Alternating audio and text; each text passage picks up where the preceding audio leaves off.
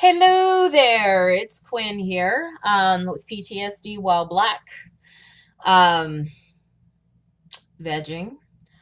I'm really hurt today, and I'm gonna allow myself to be hurt because there's someone that I thought, who understood my situation, someone I thought I could trust, someone that I have tried to be,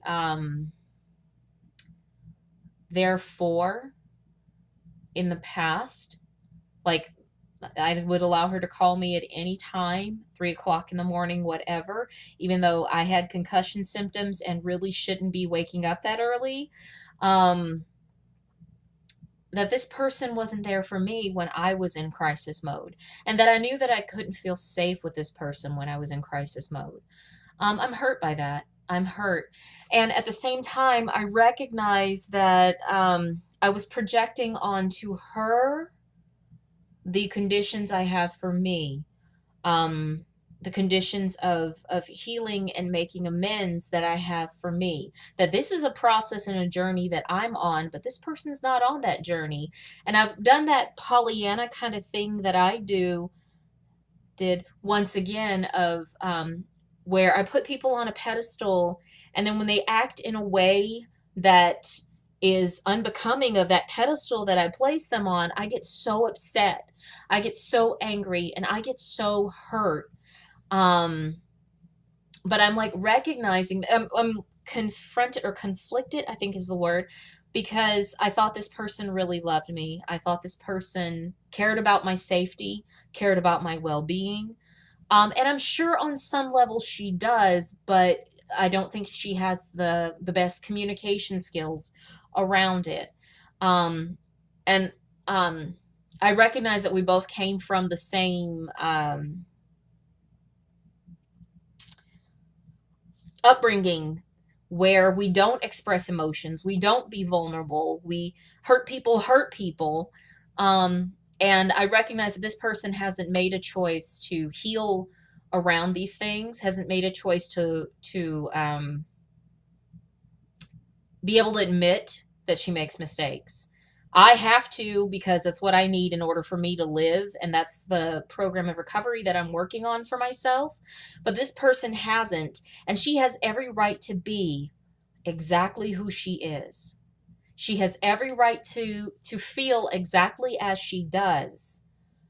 And I don't have any right to expect her to be any different just because I'm choosing to be different. And I'm struggling with that.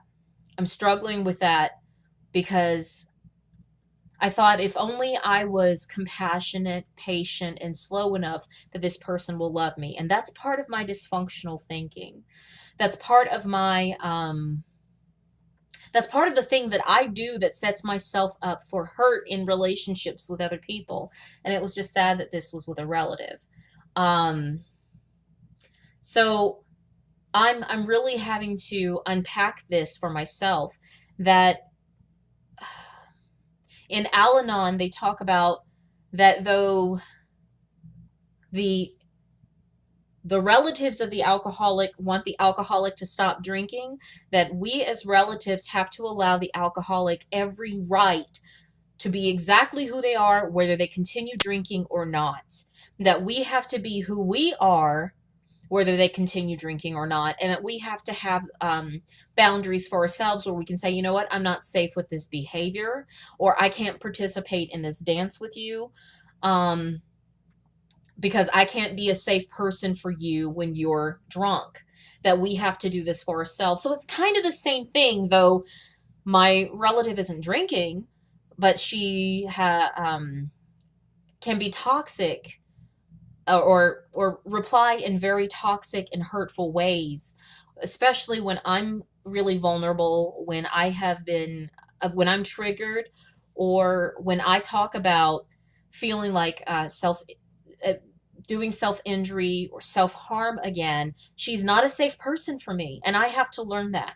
I have to recognize that for myself, that this is not the person I can go to, that I can talk about these things, and that if I do talk to this person about these things, I have to be aware that she may reply in a way that is very hurtful or toxic, manipulative, controlling, or judgmental, because that's the family of origin that we came from. And that's what was taught in that very dysfunctional family of origin. So I have to be aware of this for myself and still love her anyway, though she is exactly who she is. I have a responsibility of how I choose to respond to that family of origin behavior.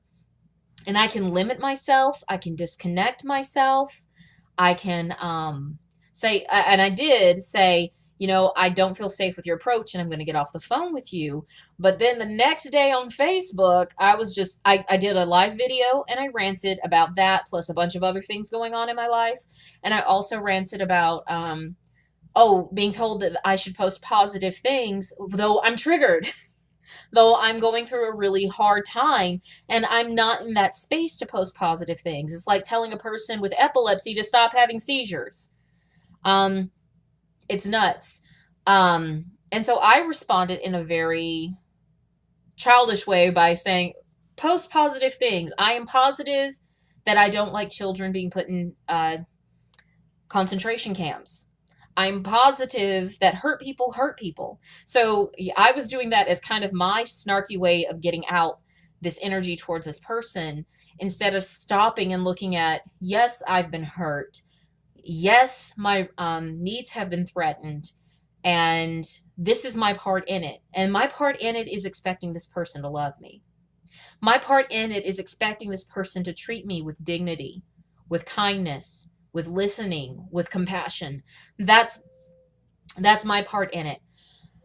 And what I did do yesterday was I responded to that person saying, in a message, is like, you know what I really needed you to be able to just listen and allow me to be myself. You were trying to give me dime store advice, and I don't react well to this when all I really needed was for you to listen, and I don't feel safe coming to you when I'm in a crisis. That's my responsibility to say that, but I didn't let that be it. I went on to doing the post-positive shit as my snarky way of getting back with this person's behavior. So that's on me. That's on me. But the thing that I'm seeing today, and I'll just let this be whatever it is, that I still love her. But I know I can love her from a distance, that I don't have to let her be this close to me. I want her this close to me, but I know that if I do, she's got daggers and thorns, and that she's going to poke me, and I shouldn't be like, ouch, I got poked. Ugh. So, anyway, I'm just recognizing that I have to let people be exactly who they are.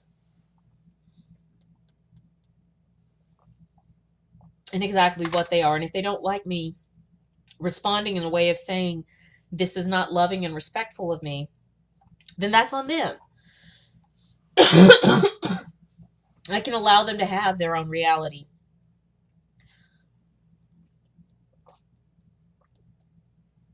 But I can't insist on them complying with my reality. And that's my big mistake. So I'm glad I can see my part in this. I'm glad that I can see what I'm doing wrong in expecting them to comply with my reality because it conflicts with theirs. And what I'm really reminded of, as I was going through pictures, I was really hurting inside from this exchange. I was going through pictures on my Facebook, and there's this one picture, because it's my big sin, my big defect of character, is I'll go to the hardware store for bread and then get upset that they don't have bread.